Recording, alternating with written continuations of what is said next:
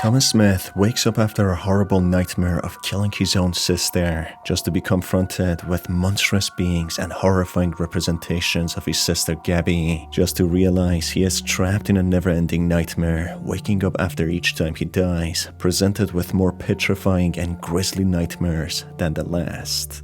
Hi folks, I'm R, your narrator, and welcome to Neverending Nightmares, which makes you, as the player, feel like you are spiraling down into madness yourself. If you have any game suggestions, make sure to share them on my Twitter or subreddit, as this video wouldn't be possible without a previous suggestion. Keep in mind that this video will have spoilers as always, and with that said, let's begin. Having a horrible nightmare of stabbing his sister to death, Thomas wakes up sweating profusely, glad it was nothing but a horrible dream. Thomas, seemingly being in his mid to late 20s, starts exploring his manor, still in his PJs, when he comes across his family portrait of his parents, himself and his sister, when they were younger. Thomas soon comes across an open Bible having a bookmark on Psalms 21 to 22, which is of Jesus crying to God in order to save him, crying and saying why God has forsaken him. Something that foreshadows what Thomas will experience or is already experiencing.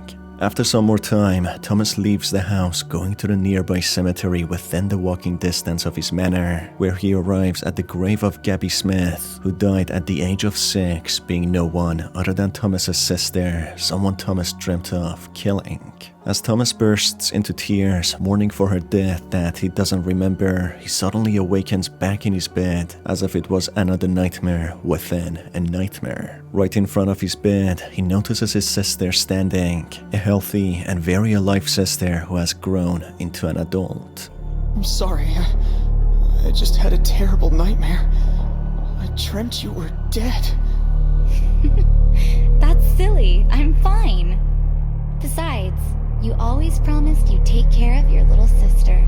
Well, that was when we were kids. It's still true, isn't it? Yeah. Why don't you try to get back to sleep?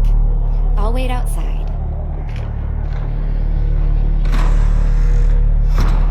As Thomas explains to her what he saw, she reassures him that she's fine and that Thomas promised her that he would always take care of her, even now that she's a grown woman. As Gabby leaves the room, Thomas goes on exploring. He doesn't find Gabby, starting to worry that something could have happened to her, as if the nightmares were warning signs of her getting hurt. As Thomas decides to explore the abnormally large manor, he comes across pitch-black rooms which require light to navigate through. As a result, he picks up a lit candle and explores the room, when he in horror comes across a corpse which is identical to himself with the exact PJs, with a writing on the wall reminiscent of what he read in the Bible, "My God, why have you forsaken me?" Thomas then proceeds to descend down into the dark basement, where he finds a bloodied axe, which he picks up in order to cut down the barricades on the main door, which makes him jump out of sleep, finding himself back on his bed, realizing it was just another nightmare. Strangely, he finds the bloodied axe he found in the basement right next to his bed, depicting that his nightmares are connected to each other and each nightmare seems to directly impact the next. As Thomas goes to the path that was barricaded with planks and chops them down, he finds the staircase going up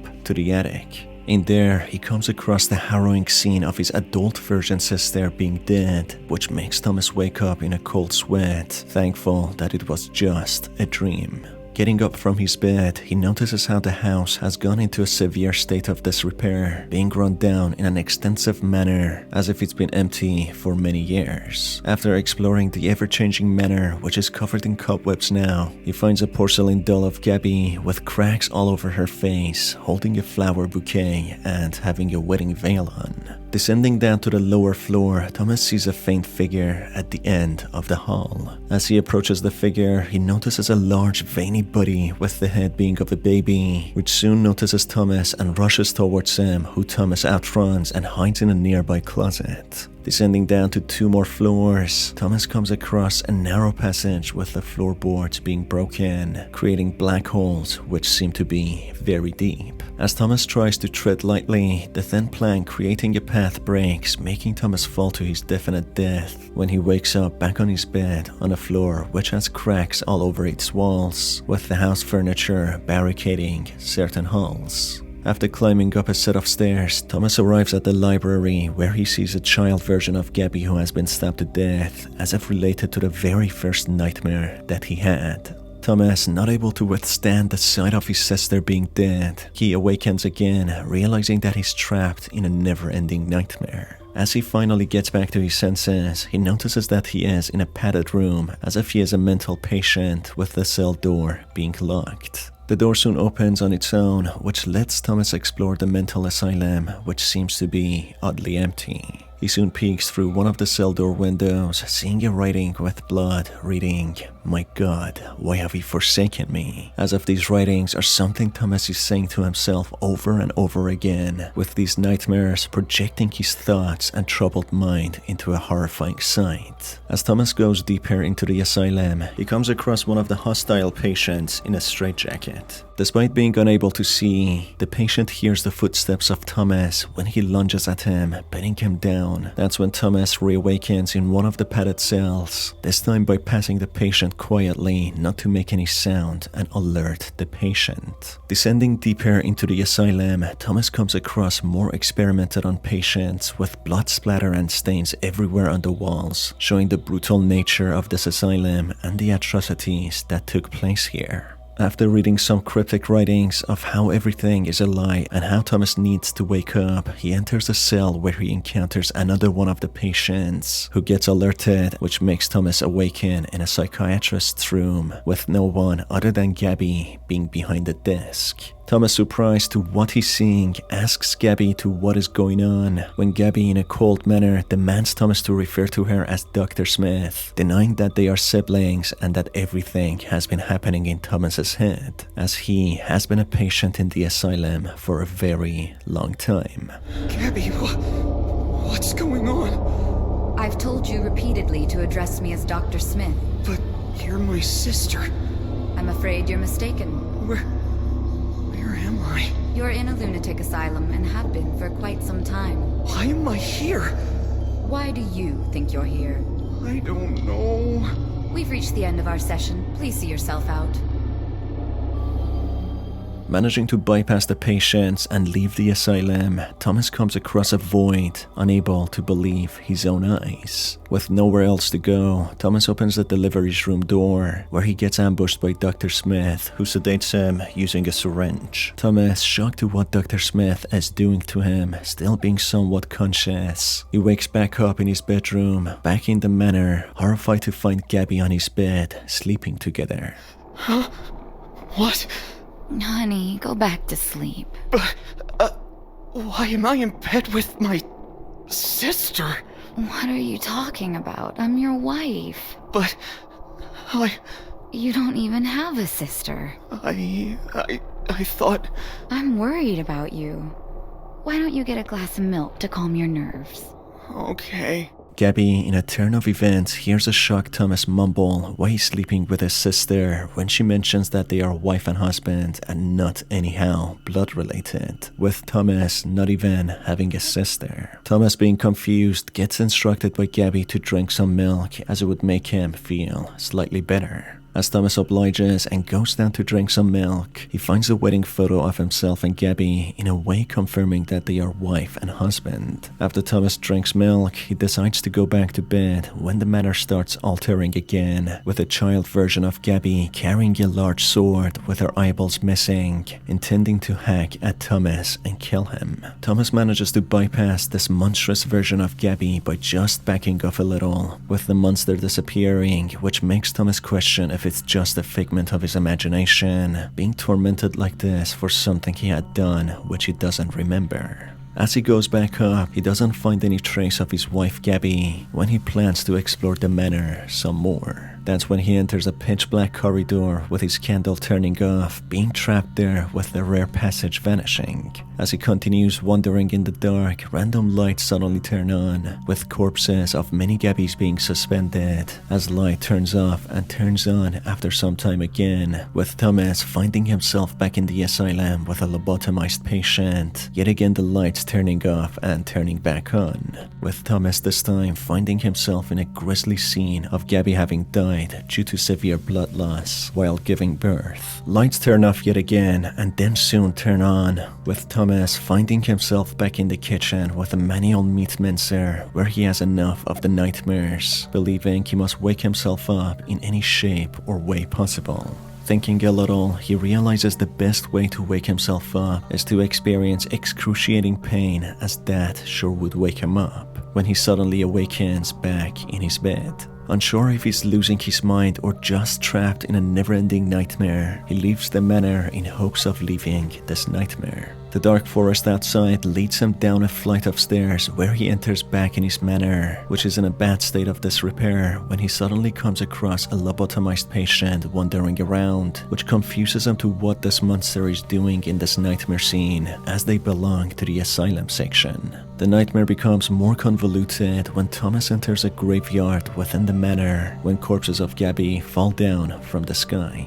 The graveyard then leads to another downward stairs where Thomas finds himself back in the manor again. Bypassing a monstrous child version of Gabby carrying a sword, Thomas goes deeper down into the manor where it slowly transforms into the mental asylum, with the wallpapers peeling off, revealing that the asylum in fact was always part of the manor, including the graveyard and the forest, as they all seem to be deep layers of Thomas's psyche hiding beneath each other, with Thomas experiencing them and living them as a nightmare format that he can never escape. A nightmare that he lives in, embedded in his mind, until he finds a solution to the source of all of his pain and misery. Strangely, the baby monster appears in the asylum, a place that it doesn't belong in, yet again depicting how all of the nightmares are part of Thomas's psyche, all crumbling down and mixing with each other. Descending deeper down into this nightmare or his own mind, the scenery becomes more grim. Coming across another thin passage with collapsed floorboards, Thomas treads carefully but nonetheless falls down, waking up in a pitch black room office which he navigates with a lit candle. The manor stained with blood and presence of Gabby everywhere. In the porcelain dolls, the mannequins, even the monstrous versions of her, Thomas tries to figure out what's happened to Gabby and who she truly is. A sister, a doctor, or a wife? And why is it that he's tormented by the thought of Gabby dying? Coming across another downward-headed stairs, Thomas goes down, which seems to be much longer than the staircases before, leading to a representation of a womb when Thomas curls up into a fetal position, this time awakening behind the desk where he finds a letter in front of him. Dear Thomas, I'm leaving you. I'm sorry. You can't talk me out of it. I still love you, but I just can't be with you anymore. Losing our daughter was hard on me too, yet I'm trying to move on. Your life didn't end, so why can't you live it? I hope you can get past this tragedy eventually, I really do. I guess this is goodbye. Love, Gabrielle.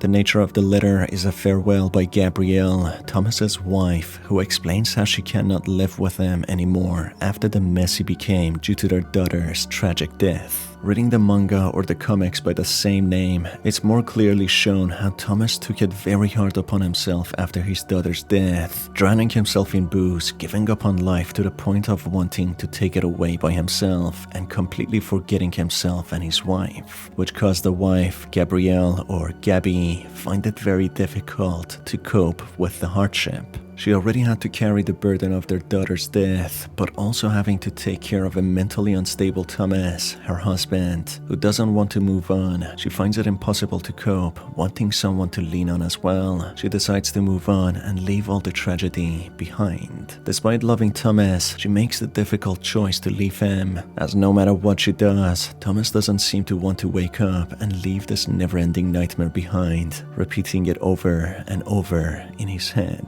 Throughout the game, Thomas kept seeing biblical writings of why God has forsaken him, depicting how he was a religious man, asking God why this has happened to him. There are a lot more symbolisms throughout the game pointing out to Thomas having extreme mental health issues sustained after the loss of his daughter, some including extreme depression and forgetfulness. To fully uncover the backstory of Thomas and his psyche, we need to unlock the other two endings that comes with the story. After Thomas manages to leave the asylum and finds himself in a void, instead of going back to the delivery room, if he falls off the edge, he wakes up back in the manor as a child. Finding himself outside of the manor, he sees Gabby yet again as he sits there, being a child, playing a game together. As Thomas runs after Gabby in the dark forest, barely able to catch up to her, he finally arrives at a point where he sees Gabby's motionless body with a knife plunged into her abdomen. That's when he awakens back on his bed, when a dark entity beneath his bed drags him inside, which leads to him reawakening in a psychiatrist's room. But instead of Gabby playing the psychiatrist's role,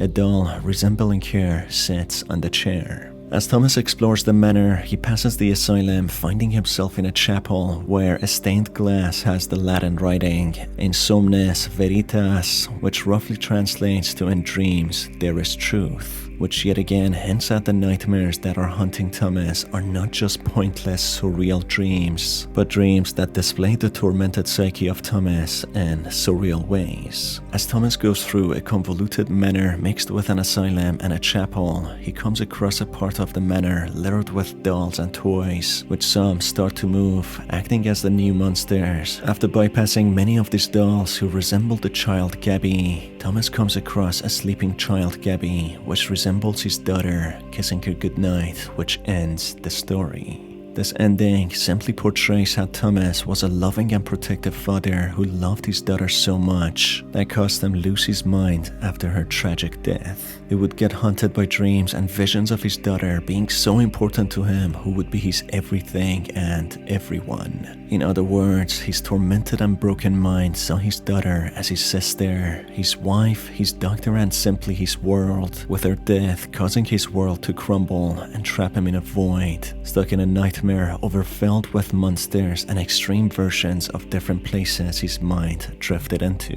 For example, the asylum being the result of his mind thinking how he could become one of the patients as he started to lose his mind. In a different ending, when Thomas is in the dark corridors, when he stumbles upon the part where Gabby has died due to blood loss, he could open a door and enter the hospital. As he wakes up, he finds himself on a hospital bed, which he gets up from, exploring a grim and dark hospital with collapsed floors. As he jumps down the halls, he reawakens deeper in the hospital, when suddenly he gets chased by a monstrous version of himself, wielding a bloody axe intending to kill him. The same exact axe that he found earlier in the game. After bypassing several monstrous Thomases, he enters the mortuary where many cadavers are being embalmed. Exploring the dark halls of the hospital, he eventually falls in one of the collapsed floors when he remembers the time he was hospitalized with his arms wrapped in bandages. He's accompanied by his wife Gabrielle, who despite all of his mental hardship stayed with him until it became too much to endure, leading to Gabrielle leaving him. The manga is almost consistent with the story of the game, apart from the ending where it depicts how Thomas finally manages to move on after his wife leaves him, coming to his senses that enough is enough. Despite his will to move on from his daughter's tragic death, it's portrayed how he is still haunted by the memory of his daughter, but it's something that he has to live with, taking one day at a time. To understand the entire story better, we need to learn how the game came to be and what it was inspired by. The game designer Matt Gilgenbach mentioned that the story was inspired by his own life and challenges. Matt suffered from depression and lived through darkness for many years, with the game being a reflection of his own story. Even though Thomas had an entirely different life and the culmination of his problems was the loss of his daughter, both Matt and Thomas in a way shared similar challenges. Thomas began to lose his mind, unable to differentiate between fiction and real world, living in a never-ending nightmare created from the hardship he faced in life. The nightmares correlated with the negative thoughts that haunted him, being stuck in darkness with no easy way to escape. Thomas in the very beginning saw himself being the culprit of stabbing his daughter, which he subsequently had a mental breakdown. This portrays how Thomas blamed himself for his daughter's death. As a man of God, some religious clues are placed in the nightmares, with Thomas thinking that God has forsaken him, feeling alone in this matter and guilty for his daughter's death, with the nightmares being a grim representation of how much it pains him. He's haunted by his daughter's death so severely that he imagines her being alive, hallucinating, losing his mind due to alcohol abuse and severe mental trauma, seeing the daughter turn into his sister, who also turns into an adult, becoming his doctor and his wife, losing the concept of reality and what is happening. Maybe seeing his daughter grow into an adult woman is his way of imagining the possibilities if she survived, one day having her own family. These thoughts burrowed their way into Thomas's head so deeply to the point that they became his reality. The house is seen becoming more rundown, transforming into a hospital and a mental asylum, representing his state of mind and how badly it has deteriorated. Walking down the never-ending staircases deeper into the places shows him spiraling down into insanity. All of the monsters portray different aspects of his psyche, with the baby monster being the unborn child, and he finally ending up in a womb. Finally, his monstrous version portrays how he has been bad to himself, with his mind deteriorating, feeling negatively about life, hence why the dark and negative thoughts are represented as a deranged, murderous version of himself trying to kill him. There are many more symbolisms in the game, which could make the video much longer, but we'll leave it right here. If you have more theories or ideas, you can definitely take the discussion into my subreddit r/GamerSault and talk in more depth with the community about the story of the game and anything that I missed. As always, it's been your host R. Thanks for being here, folks. Until the next video, have a fantastic day.